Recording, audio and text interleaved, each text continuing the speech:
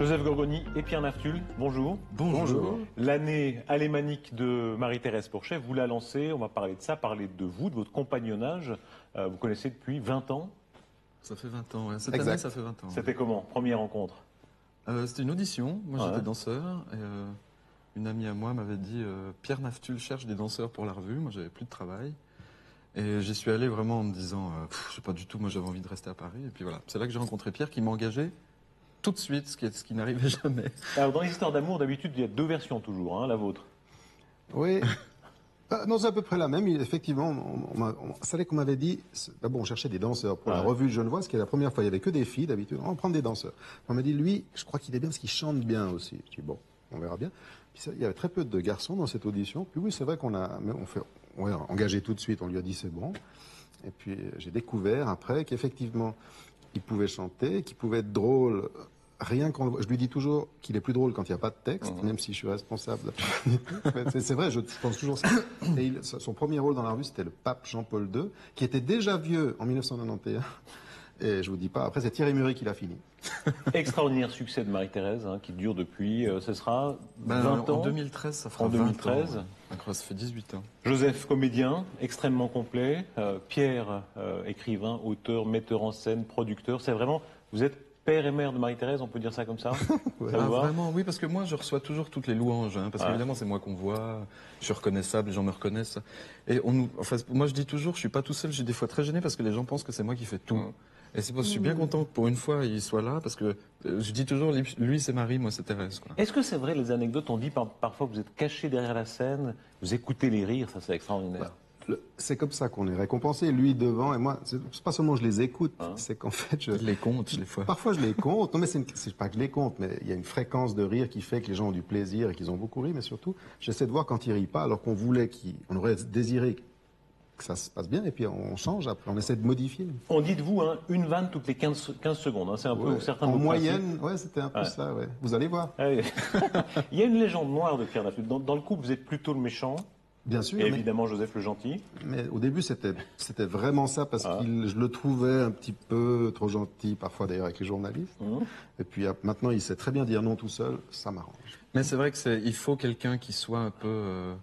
qui protège un petit peu, quoi. Donc c'est vrai que Pierre, il a ce rôle-là. C'est toujours lui qui parle d'argent. Oui, j'ai le rôle délicat de le vendre, mais c'est mieux parce que se vendre soi-même, c'est très difficile. 20 ans, c'est un bail incroyable. Il y a peu de couples qui tiennent 20 ans. Hein. Couple dans la vie et couple professionnel comme vous. Mais nous, on n'est pas couple dans la vie. Non, hein. ça je sais bien. Alors, Oh, mais pourquoi tu le dis?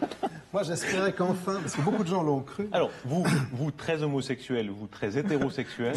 Je sais pas s'il est très homo, mais moi, je suis... Ça fait partie de l'alchimie. Non, moi je crois que ça n'a aucune aucune influence. Hein. Non, je crois pas. Enfin, vraiment, c'est en tout cas pas ça qui nous a réunis. C'est juste qu'on travaille ensemble et puis voilà, ça nous empêche pas de rigoler. Après ce qu'on fait chez soi, chacun, ça n'a vraiment. Bon, vous passez beaucoup de temps ensemble, par la force des choses. Travaillez, vous êtes travailleurs énormes, évidemment, l'un et l'autre. Ah bah oui, sans travail. Il y a des périodes où vraiment on se voit beaucoup, peut-être parfois beaucoup plus qu'on ne voit nos compagnons et partenaires respectifs qui s'en plaignent parfois. 20 ans, jamais de brouille, de grosses fâcheries. Ah non. Alors ça, jamais. Pour rien. Non, vraiment, alors, il y a pas de... J'ai pas le souvenir de m'être fâché ou engueulé. Les 2 ou 3 fois, il m'a dit que j'étais chiant, c'était vraiment... Sur mon comportement. Non, mais c'était pour mon comportement, je dirais, privé. C'est-à-dire, tout d'un coup, je me ferme, je suis plus là, je suis très chiant. Il me le dit, mais c'était pas pour le travail, c'était à table, genre, voilà, c'est tout. Oui, puis c'était pas méchant. Non, mais vraiment, j'ai pas de souvenir de... Non, vraiment. L'argent. L'argent. Il y a deux choses qui... Vous répartissez comment le contrat? Alors comment c'est? Il y a deux choses. Des petits caractères, bien affublés. De temps en temps, il me donne 100 francs. Non, mais c'est intéressant que vous parliez d'abord de vous sexe. faites assez exploiteur, hein. Vous faites assez exploiteur. On vous imagine très bien. Totalement. Moi, c'est côté ma gagneuse. maquerelle. C'est ma gagneuse. Donc, c'est un couple. Effectivement, on a eu un enfant. C'est Marie-Thérèse. Et on ne le nourrit pas. C'est elle qui nous nourrit. Donc, on est très contents. Non, on en rigole. Mais c'est une poule aux œufs d'or, Marie-Thérèse. Soyons francs. C'est vrai. Hein. Non, c'est-à-dire que ça aussi. On gagne notre vie. Bien sûr. Franchement, on n'a jamais, enfin en tout cas, vraiment, je crois pas qu'on se soit dit, depuis qu'on se connaît, on va faire un spectacle pour gagner du fric. Une fois, on s'est dit, en rentrant de Monaco, pour être précis, du festival du Cirque de Monte-Carlo, heureusement que c'était bien payé, parce que ça s'est vraiment pas bien passé. On n'a pas eu beaucoup de plaisir, pour plein de raisons. Mais sinon... Non, mais Pierre, il a cette réputation, c'est vrai, comme d'un chieur, qui est, comment dire... Aproguin. Tatillon, sur plein de choses. Très vétieux, hein. Oui, mais en même temps, Pinailleur. franchement, alors moi je le dis, enfin c'est pas vrai quoi. Moi jamais une fois, même quand je travaillais dans la revue à l'époque, moi j'ai jamais rien demandé. Chaque fois que je faisais une revue supplémentaire, j'étais toujours augmenté sans que je demande rien. Enfin, ça a toujours été très clair ça, l'argent. C'est un truc qui est... Pour répondre à la question, parce que il va dire qu'on ne répond pas. On a procédé dès le début d'une façon qui a été décidée, c'est-à-dire que on a fondé une société qui s'appelle les Productions de la Truille, Cri de la Truille. Oui. Voilà. Et puis, j'espère qu'elle a coupé au moment. Et alors, voilà, on paye tout ce qu'on a à payer, tous les gens, tous les frais, et on partage ce qui reste. On le partage en deux, sauf dans des périodes spéciales, genre 8 mois de cirque, quand moi je reste chez moi, et que lui il se tape 353 spectacles, dont la moitié en suisse allemand. Là, on répartit pas la même chose, mais sinon, c'est comme ça qu'on fait. Mais en réalité, moi je vous ai vu travailler, vous affinez même plusieurs représentations en permanence. En fait, c'est un travail de Il est mécanique toujours là, très Pierre. fine. C'est pour ça qu'on le voit. Quand on est au spectacle, quand on fait un spectacle, je suis tout seul, par exemple, ou enfin pas Super Porchet, Euro Porchet, tout ça. Pierre, il est 9 fois sur 10 dans la salle. Et à chaque fois, à la fin du spectacle, il nous dit on pourrait encore essayer de changer ça. Et c'est très énervant parce qu'il a quand même 9 fois sur 10 raison. Non, mais il est très utile, vraiment. Enfin, c'est de l'horlogerie, c'est vraiment de l'horlogerie, puisque c'est un pays, hein, on a quand même le pays de l'horlogerie, donc l'humour, c'est de l'horlogerie de précision, de la haute horlogerie, dit Murray, et il faut sans arrêt... En tout cas, une très belle aventure. C'est rare des succès si forts qui durent si longtemps. La première fois où vous vous êtes dit, tiens, ça marche, c'était quand le côté waouh, où le public répondait.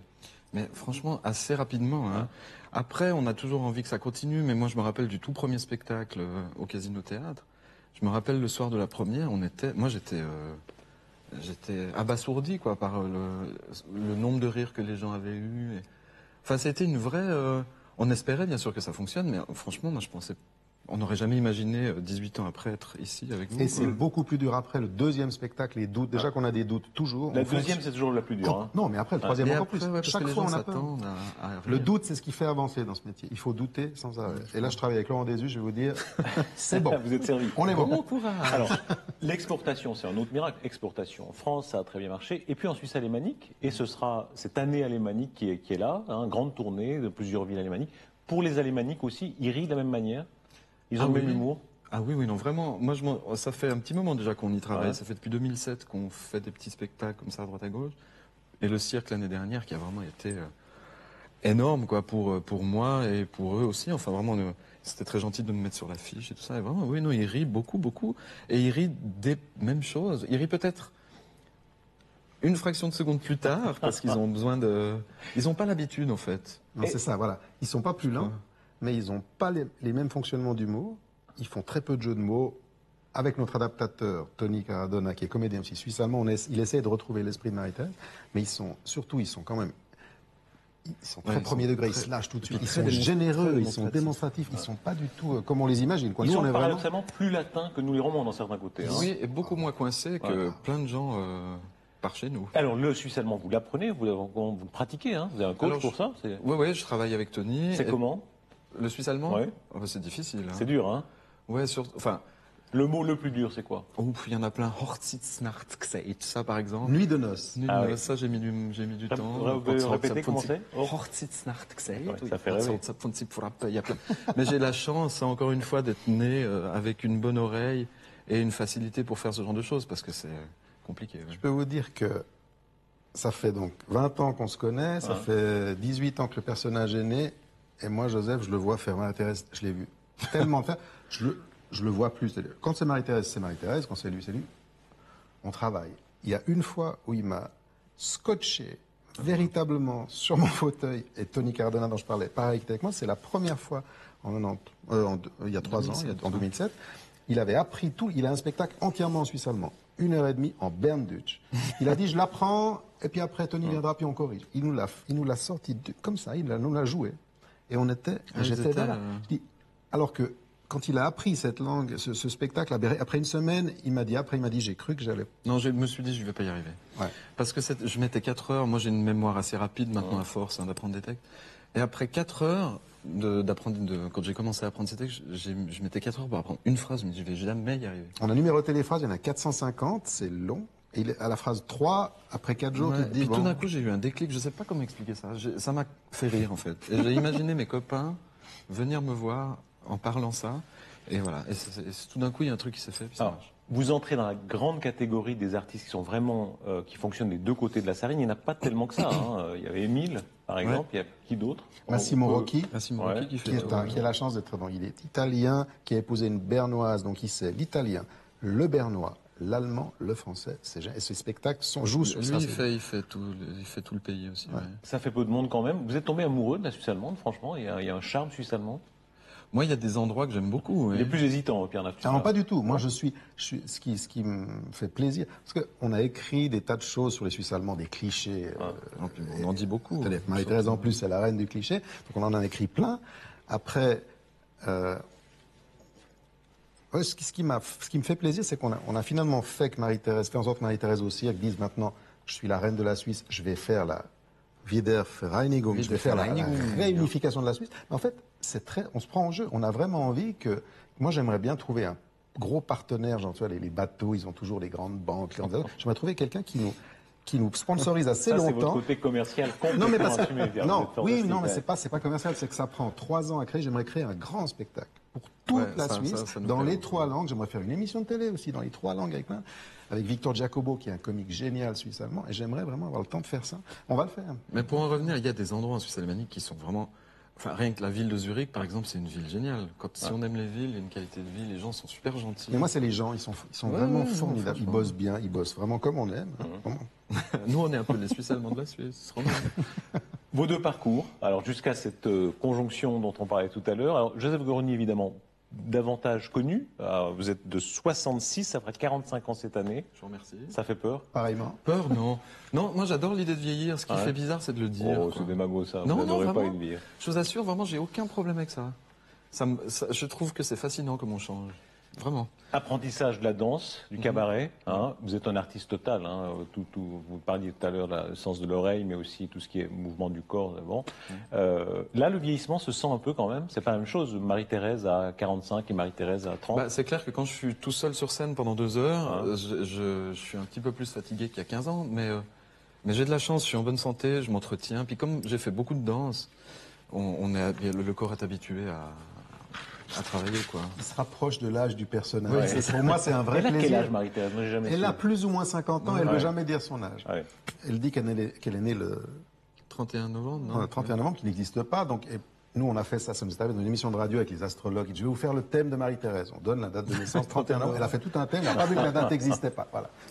Donc ça veut dire quoi? C'est un peu la ménopause non, c'est ça? Oui, Plus c'est ou ça, moins, ouais. oui. Oui. Oui, on a toujours dit qu'elle avait plus ou moins 50 ans, mais moi, c'est vrai que maintenant, je me rapproche. Joseph fait oh zut, je prends du poids, je vieillis. Je dis c'est parfait pour le personnage, c'est parfait. Oui, il aime bien quand je suis plus gros. Ouais. Je trouve que c'est mieux pour elle. Père électricien, immigré italien, intégré, Ah oui, plus suisse que les Suisses, comme on dit parfois Ouais, ça. souvent. Enfin, ouais. il avait l'accent genevois sur la fin, ouais. Plutôt pas content au début de ce que vous faisiez. Hein. À 15 ans, vous êtes dans une boîte comme la Garçonnière, boîte Ouais, ouais, homosexuelle à Genève. J'imagine que c'était pas sa tasse de thé. C'était évidemment, avec le recul, maintenant je me dis il était juste inquiet, quoi, Ouais. ce qui est normal. Hein. Pas content, je pense que il avait peur, en fait, il avait juste peur que je tourne mal. Parce que on sait bien que c'est un métier qui est pas facile et que si ça marche pas, quand ça marche, c'est un métier génial. Quand ça marche pas, c'est vraiment terrible. Donc je pense qu'il avait plus peur parce qu'il a vu le succès, il était quand même très fier. Oui, avant de mourir, il vous a vu dans la grande réussite. Oui. Il m'a vu chez Michel Drucker. Ah oui, Donc, chez Michel Drucker, ça devait être. Oui, là. mais voyez, pour lui, c'était incroyable, quoi.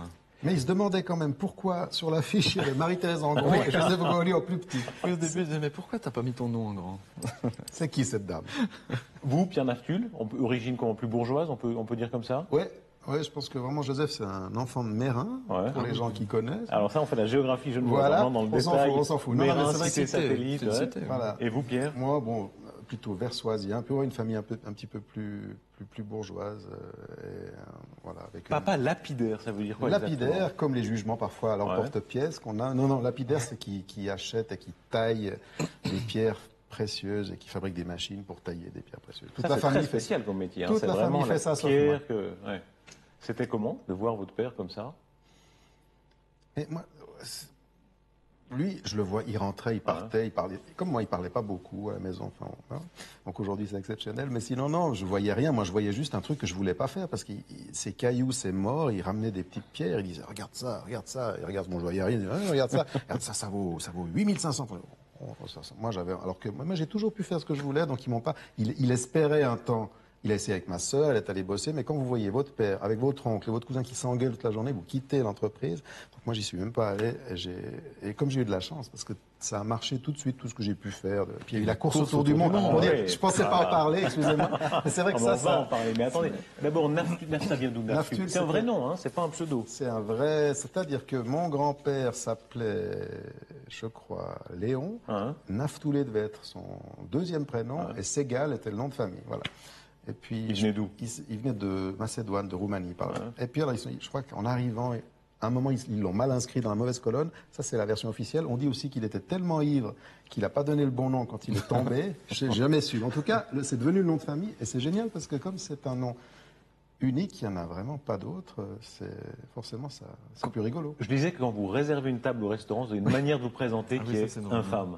Mais très drôle. Pourquoi? Mais je dis, vous dites Naftul comme N, N naufrage. Oui, naufrage, accident, fracture, tumeur, ulcère, leucémie, enterrement, et Pierre comme Pierre tombale. Ça, c'est vous. Hein. Et il y a des gens qui ne bronchent pas. D'accord.